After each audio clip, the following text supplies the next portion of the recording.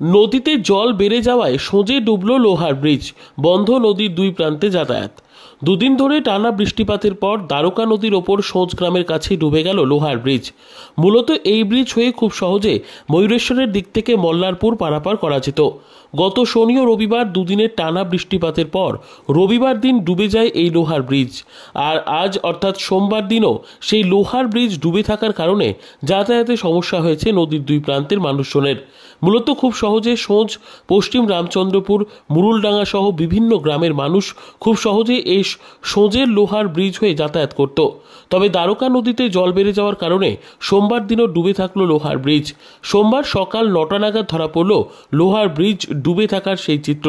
ঠিক একইভাবে দুদিনের টানা বৃষ্টিপাতের জেরে মল্লারপুর থানার অন্তর্গত হাজিপুরে নিকাশি নালার অভাবে গ্রামের মধ্যে জমেছে জল।